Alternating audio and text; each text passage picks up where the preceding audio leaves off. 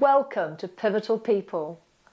Today we're speaking to Adam Carter. Adam is the senior partner at Compass Carter Osborne. Hello Adam, thank you so much for joining us today at Pivotal People. We're really pleased to have you here and really interested to know a little bit more about you. Okay. I just want to know a little bit about what's made you into the person you are right now. So first of all, take me back to your childhood. Tell me a bit about growing up and what that involved. Ooh, my parents, I think similar to maybe some of the conversations you've had.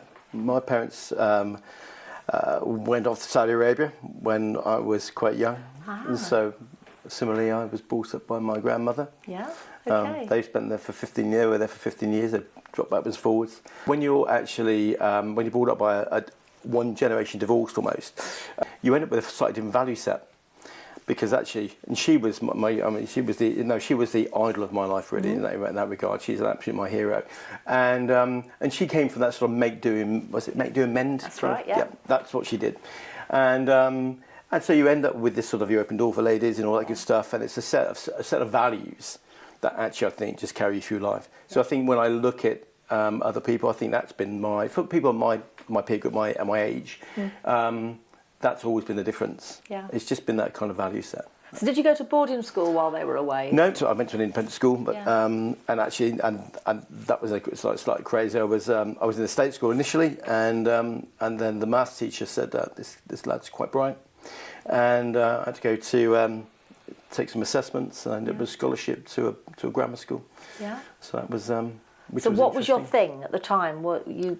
Maths, English? Mathematics, yeah. Really? Anything, yeah. Maths, English, absolutely terrible. Apart from poetry, bizarrely, poetry. I was really good at poetry. So chemistry, mathematics, bit of physics, but mainly maths. Leaving school, what was next for you? What did you do after leaving school? I went into engineering. At Bristol Grammar, where we were, the Rolls Royce came around and asked us to meet all the clever mathematicians. They corralled us into a room and said, guys, girls, how do you fancy a career in engineering? Yeah. At that point, I was destined to do mathematics at university, pure maths or whatever. And then my father actually gave me a bribe. He just said, ideally, I really don't want you to do mathematics. You'll be an egghead. You'll have a life in academia. So if I gave you a sum of money, will you do something slightly which involves mathematics? And so we ended up in engineering. So I ended up going to Rolls Royce, and studied aeronautical engineering. Okay, and that was split between two universities. So Bristol University, so that was it's like an exchange student thing. So you end up doing 2 years in Bristol, and 2 years at 2M, which is in Munich. Oh wow! So I spent 2 years in Munich with a host family, with a family called the Musaders. Herr Musada, who was it's in Bavaria. So this was this barrel-chested chap. He was the proper archetypal German. I came downstairs on the first day, and this guy was stood there, and I remember the first day, and I was thinking Rice Krispies, cornflakes, etc. Absolutely not. You've got bread, cheese, meats, etc. And you go, fine, in for a penny, in for a pound. So your first taste of continental breakfast. Absolutely, proper continental, and you end up obviously. And they spoke good English. Amazing English. The whole course was in English, so which was a bit disappointing. So you kind of picked up a few bits and bobs. Yeah. But in the main, it was all. And did they have children your age? Were they sort of parents the same age as your parents? Yeah, they had kids as well. Yeah. But I was just hosting alongside these. It was good fun. I bet. So how long were you there? 2 years. So but for the 4-year course, you end up sort of going into sort of 2 month slots, and you spend time there. Then you come back home again. So fantastic. It's amazing. I mean, as a life experience. But what was really interesting, Rolls Royce had their own Learjet, or the equivalent of a private jet, which would then fly you from the Bristol airport, their own Bristol airport. So Rolls Royce had its own airport in Filton. They would fly you out of Filton, and they'd fly you to Munich. You then get picked up by the chauffeur-driven car. It's bizarre. It's like living a jet set life. But on the way between those two airports, you would often share the flight with people who were selling selling airplanes. Oh. So I met a whole bunch of people who were actually just selling aircraft engines to Saudi Arabia, etc., etc. Yeah. I was just really fascinated by how they did deals. And it was the first time I ever understood that actually no one buys engines, by the way. No one buys aircraft. They lease them. No one buys anything. Yeah. Oh, interesting. And this guy, so you'd spend about an hour and a half on the flight with these stupidly clever people Yeah. selling military engines to people, and I just thought it was really quite fascinating. Yeah, I think the theme of our interviews is the ability of these people that we're speaking to, like yourself at the top of your game, the ability of you to soak up like sponges what's around you. That was amazing. And to sort of get the information out of the people that are... I look more, I think, on those trips going backwards and forwards with individuals. It was always execs, all senior execs, and we're always from Munich. It was Munich Turbo Union, which is on the other side, and it was just really fascinating to hear how those guys were shaping the companies. And I was just So you've got your degree, and you move on, and what next? What takes you on to... I enjoy the intellectual challenge of engineering. That was fantastic, and I kind of miss that sometimes. But actually, it doesn't pay very well. Sadly, engineering doesn't pay very well. And when you look around you, there were people pretty much of your own age, and it would take you forever to get to anywhere. So I decided that I would sell my soul. Almost, I need to go into sales. That was the only thing I probably could do. I was probably a slightly outgoing personality, so I thought maybe if I try to combine the two. So initially, I went into sell engineering machinery, and then a hop, skip, and a jump, I ended up in a recruitment agency. Selling people. Well, I walked into a recruitment agency for a sales manager's job or sales director's job, I think, at the time. And the chap there, a chap by the name of Steve Riddell, turned around and said, "Do you fancy ever working in recruitment?" And I said, "Never thought about it." He said, "Why don't you just come along? Maybe come." I was just in between things. He said, "Why don't you just come along and spend a week with us?" I just thought it was really fascinating. And within 6 months, I was running that particular branch. It was a sales and marketing recruitment business. Running the branch, and then Steve moved on to a company called Will Thomas Hodgins, and he arrived there and said, "Oh, by the way, there's this lad, we need to grab him. He's definitely coming through the ranks. He's one of the best recruiters I'd met, etc., etc." I trained him myself, and before I knew it, I arrived there initially to do things like engineering recruitment and stuff, but that never really happened. And I ended up carrying the bags for my chairman. At the time, Adrian, still to this day, still probably the best recruiter I ever met. It was for Craigmore Healthcare. I went into a room and there was a chap there. He just finished hiring Frank Richardson for Craigmore's CEO, and he wanted me to meet Frank because Frank needed to do a turnaround for the business for Craigmore Healthcare, and we picked up all the mandates. And he said, "But can you just be my researcher?"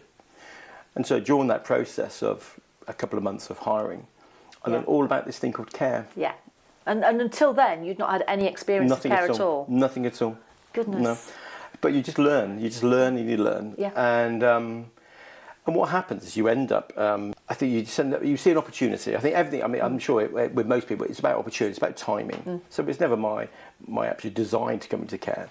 I carried someone's bags. I learned a lot. I made some great connections. It was also very, very clear at that moment there was no one else at this sort of level recruiting at that sort of C-suite. No one, I think there was a couple of people sort of spotted around, but no one had really focused on independent healthcare. No. So I turned around to Adrian and said, "Okay, I think there's an opportunity here for me."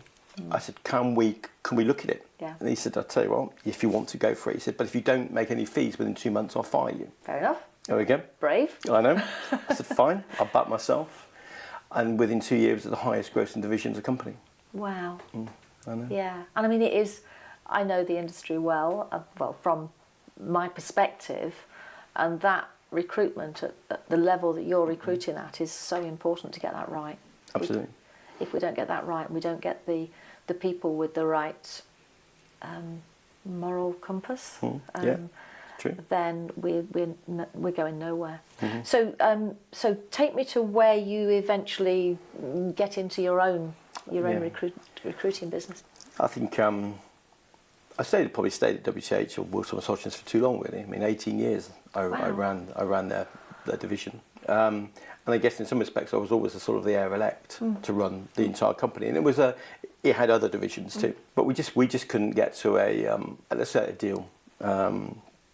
And I came to them, I remember in January, I said, "Look, guys, I can't see a future here unless we can kind of devise some way of some sort of equity swap or whatever," and we just couldn't get to the right deal. And then I thought, well, maybe it's time to have a look outside. I kind of went around the market very quickly and said, "Look, if I was to do this, Mr. Client, how would you feel?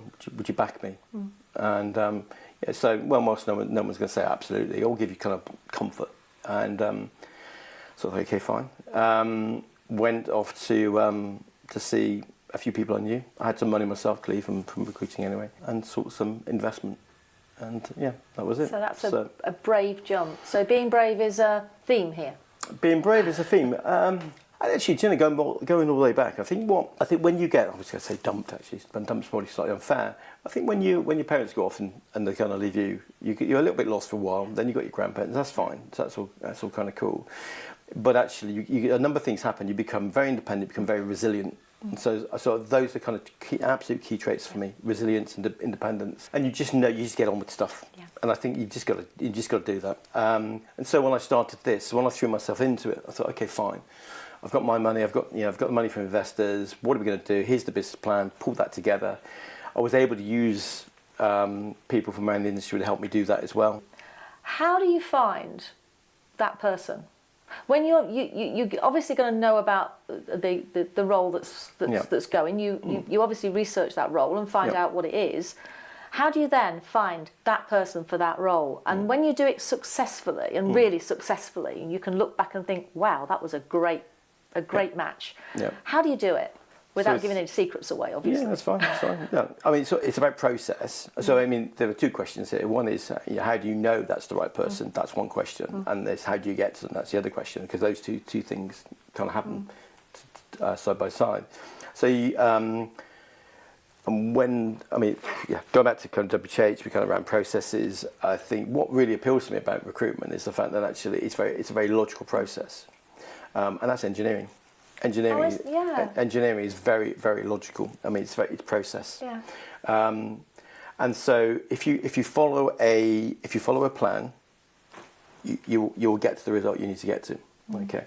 And so we run a 6 weeks process, of which 4 weeks of that spends its time in research. So we have to brief the internal team around what we're looking for. Yeah. Can we go? Is it purely inside the sector? Is it outside the sector? And that will often depend on the role. So there's some roles that are very intra-sector. So if they're care roles, for instance, obviously, if they're HR or maybe if they're finance, you can go outside the market and bring those people in because you've got transitional skill sets, and you're looking for synergistic elements around things like scale, multi-site, labour, number of people, the staff, etc. So there's that part. So, and then you spend 2 weeks interviewing. So that's a slightly easy bit. Okay.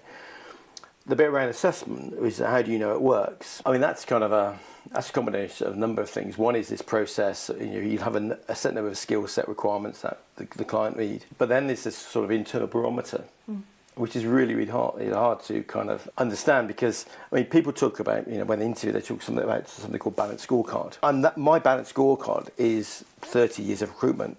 So my internal balanced scorecard tells me, do I believe them? Do I believe that? Yeah. And on skills, it's either you've either done it a bit, or you've done it a lot. You know what I mean? But then it's just about it's a culture thing. Yeah. You can look at someone, and I think the bit where companies, recruiters who don't really understand the marketplace, negative. But there are recruiters that I don't really have a huge high regard for, and I think and when you look at the mistakes that are made, the candidate on paper looks perfectly fine. But they just didn't understand what fits in the marketplace. And there is a piece about working for a long time in this marketplace and meeting lots of people and understanding the value set. And that's that kind of, again, that internal that compass, that moral compass that I've got around, strong values, what do you believe in? Yeah. And then you've got all these technical bits, all these commercial bits, they're all on top. Okay. Yeah. But you just know if they don't have the right value set, it's just not going to work. And we've seen a lot of people come into the sector who don't really have the right value set. They come in and they go again. Yeah, really interesting. Having interviewed for care home managers myself at that level, it's such an important, that particular role is so important that we get the care home managers, the registered managers right. Absolutely. And that's the hardest role, by the way. It is, definitely, yeah. I mean, if you get those right, if you get care home managers right, the rest is a doddle. Absolutely. Thank you very much for joining us. It's really been nice to talk to you. Perfect. Thank you very much.